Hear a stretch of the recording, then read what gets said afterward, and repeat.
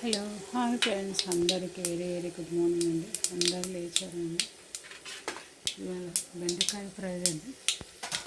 అంటే పిల్లలు పొద్దున్నే వెళ్తారు కాబట్టి బెండకాయ పులుసు పెట్టుకున్నాను. ఫస్ట్ బెండకాయని ఇలా కొంచెం ఆయిల్ వేసి ఇలా ఒట్టిగా వానెట్లో గోలించుకుంటే మనకు జిగురు కానీ ఇట్లా ఏముంటుంది, ఇట్లా ఫ్రెష్గా కరకలాడుతూ ఉంటుందండి. ఫస్ట్ నేనైతే బెండకాయలు ముక్కలు కట్టేసుకొని ఇలా ఫస్ట్ కొంచెం ఆయిల్ వేసి ఇలా ఆయిల్లో కాసేపు మగ్గ నుంచి పక్కకు తీసానండి. తీసినాక తగినంత నూనె వేసి వెల్లుల్లి, ఆవాలు, జీలకర్ర వేసానండి. తర్వాత ఈ బెండకాయ ముక్కలు అందులో వేసి మొత్తం బెండకాయ ముక్కలు వేసి ఒకసారి సింపుల్గా అలా గోలించాలండి.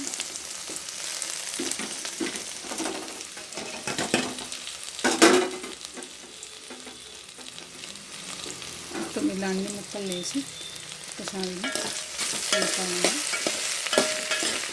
తగినంత ఆయిల్, అంటే మీ ఇష్టం, మీరు ఎంత కావాలంటే అంత ఆయిల్ వేసుకోవచ్చు. నేను ఇప్పుడు 3 లీటర్ ఆయిల్ వేసానండి. సో ఇలా బెండకాయని సిమ్లో పెట్టి ఇలా నూనెలోని మగ్గనివ్వాలండి. ఎందుకంటే ఆల్రెడీ ఒకసారి నూనెలన్నీ గోలించి పక్కకు తీసాను కాబట్టి ఇది కూడా కాసేపు ఇందులో గోలిస్తే మస్తు టేస్ట్ బాగుంటుందండి. జిగురు అనేది ఉండదండి. బెండకాయ జిగురు లేకుండా నీట్గా ఉంటుందండి. తినడానికి కూడా ఒగురు లేకుండా చాలా ఫ్రెష్గా ఉంటుందండి బెండకాయ. సో ఇలా వేసుకున్నాక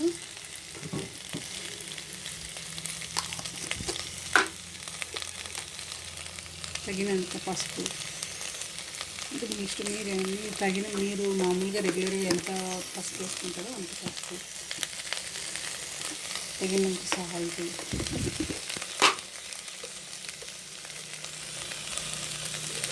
అంటే సాల్ట్ వేయకుండానే నూనెని గోలించి పక్క తీసుకుంటే మనకు ఆ జిగురు అనేది ఉండదండి. ఫ్రెష్గా ఉంటాయి బెండకాయ ముక్కలు.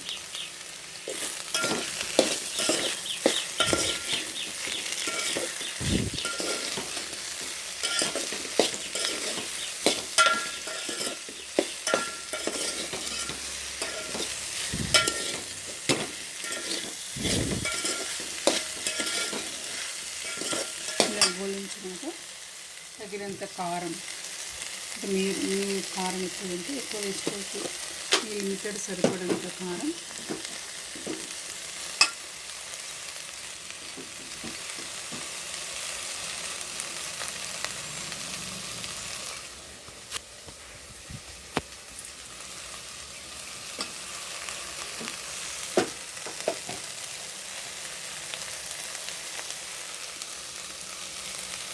ఇలా వేసుకున్నాక ఒకసారి మొత్తం ఇలా మిక్స్ చేసి 1 నిమిషం ఇలా సిమ్లోని గోలియాలండి.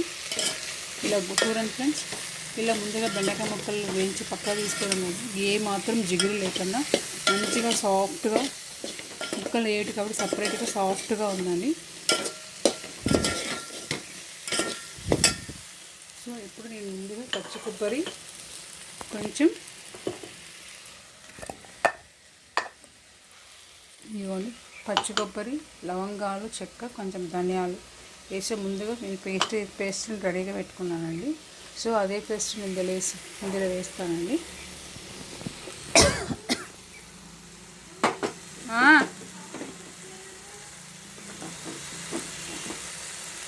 ఇలా వేసినాక ఒకసారి ఇట్లా గోలించి